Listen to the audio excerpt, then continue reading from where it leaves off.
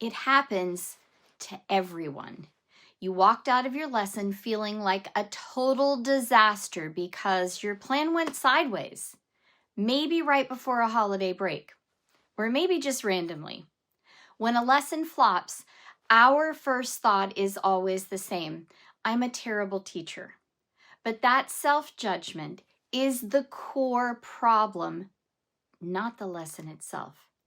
I'm introducing a simple tool today that permanently changes the narrative, the F.A.I.L framework.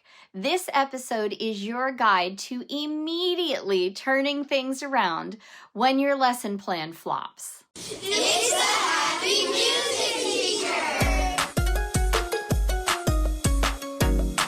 Are you an elementary music teacher who's frustrated and overwhelmed? I'm Jeanette, a happy music teacher who loves teaching every day, but it wasn't long ago I was in your shoes. Join me Wednesdays to help you find happy in your music classroom. So if you're watching this podcast episode in October, we've been talking a lot about October and how difficult it is to teach in October with all the random events. The kids are off their schedule. You may be doing a fall festival. You may be doing a Halloween kind of thing. You may be doing Red Ribbon Week. I mean, the list goes on and on with the different things that are happening in October. Not to mention the kiddos have settled in. They've made their besties in their new classes and they are just off the rails. And you are not alone. You are not the only one that is struggling with students who aren't listening. But here's the deal. Just because your lesson plan flops, just because your students are not following the directions, just because something random happens and you don't get through your whole lesson, does not mean that you are a failure as a teacher. It doesn't mean you should rethink your career. It doesn't mean that you are not doing a good job. All it means is that your students do not have control of themselves. It usually has nothing to do with you. Now, if you are a teacher who is struggling every single week, no matter the timing, no matter what's happening, then maybe it is you. And that doesn't mean that you're a failure as a teacher either. That means that you need some help. And listening to this podcast is step number one.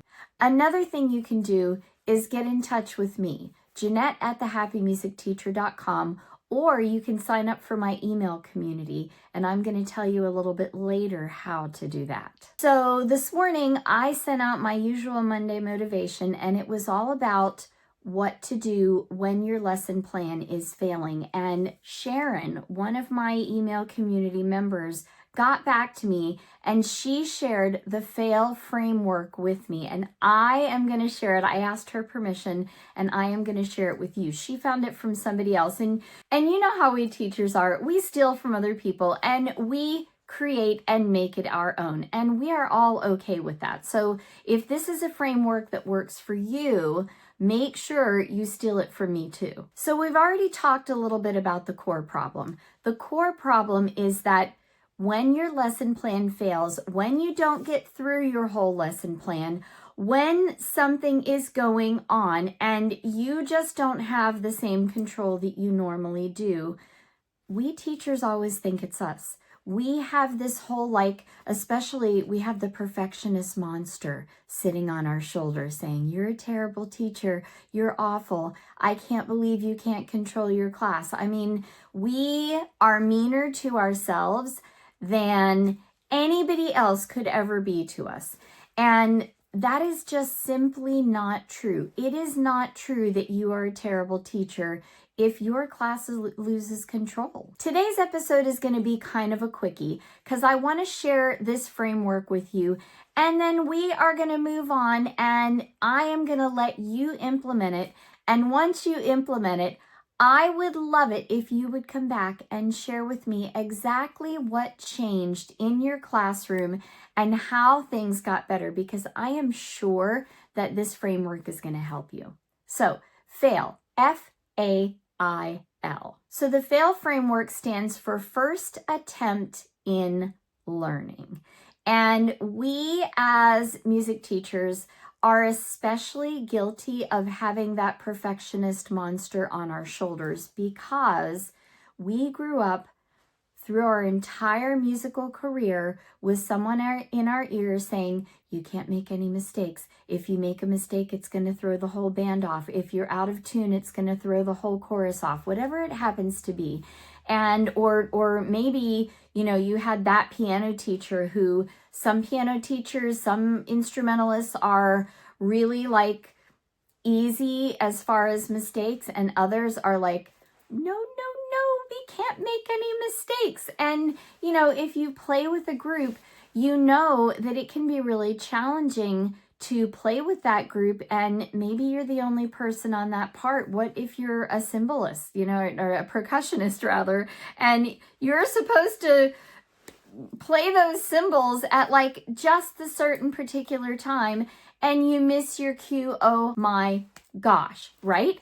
So we have extra perfectionism built in because we're music teachers. And the fact is, that is not going to help you. It is detrimental to think that because you made a mistake or because the class lost control or whatever it happens to be, that you are a failure as a teacher. So let's try to reframe that failure into first attempt in learning. So I want you to congratulate yourself every time you have an epic fail, because when you have an epic fail, if you're listening to this or watching this podcast, I know that you're a good teacher, and I know that you're a conscientious teacher, and I know that you are trying to get better. So what you want to do is you want to reframe your thinking and think around, you know what?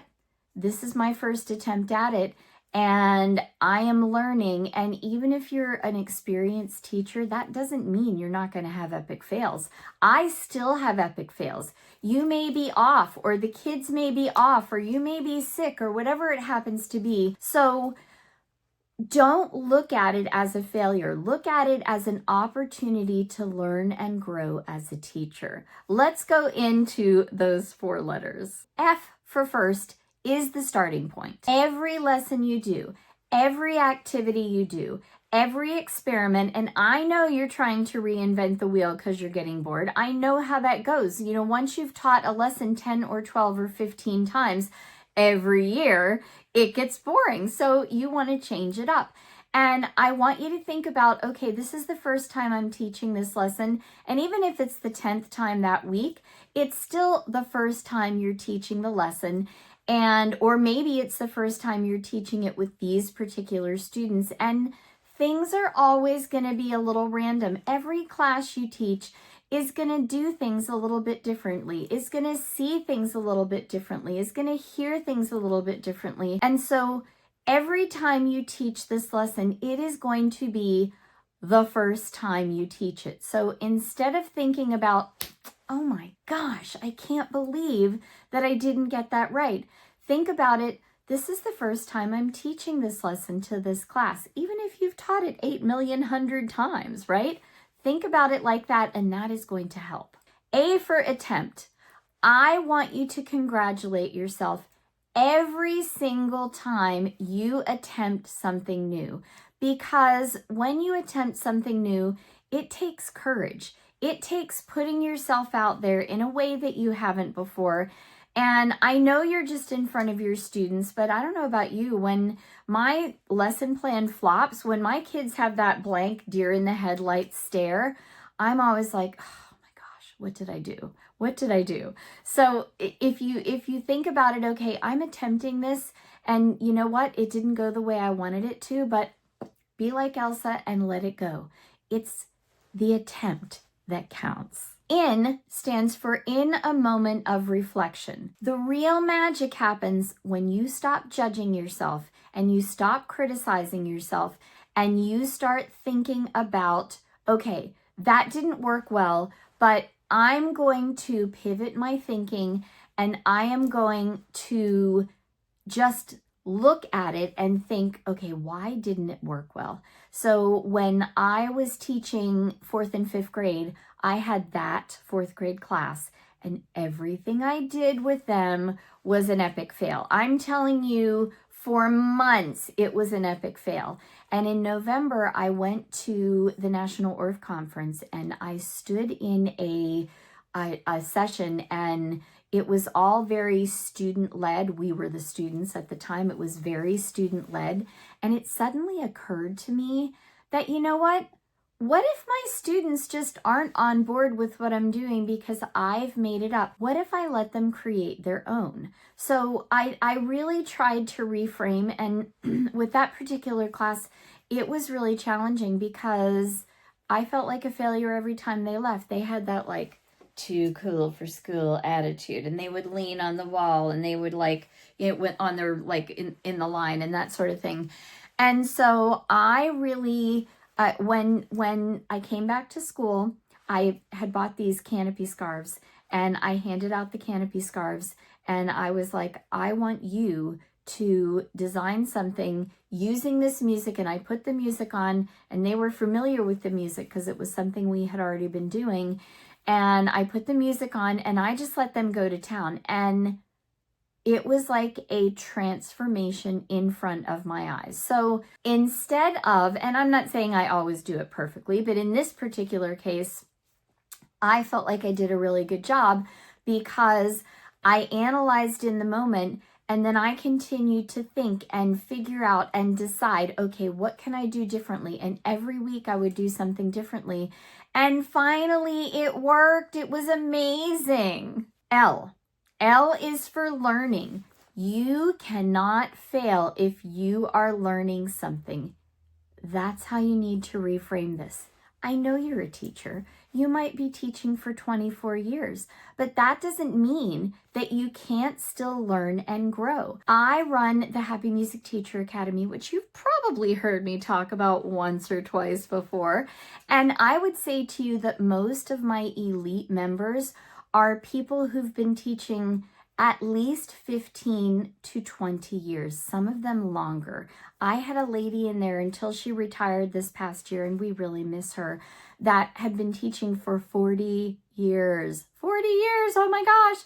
And she was still in there learning and growing as a teacher. So if you let go of all of that and you think about, I'm learning, and every time I go into my classroom, I'm learning, and I'm going to show my students that I'm learning, it's going to be gold. You're going to be amazed at what a difference it makes. Let's go back and do a quick refresher. So it is FAIL, first attempt in learning. We have our F, first, which is the starting point of every lesson. We have our A, which is the attempt. And remember that every time you teach a lesson, you are attempting it, and you can give yourself a little pat on the back because you're attempting something new.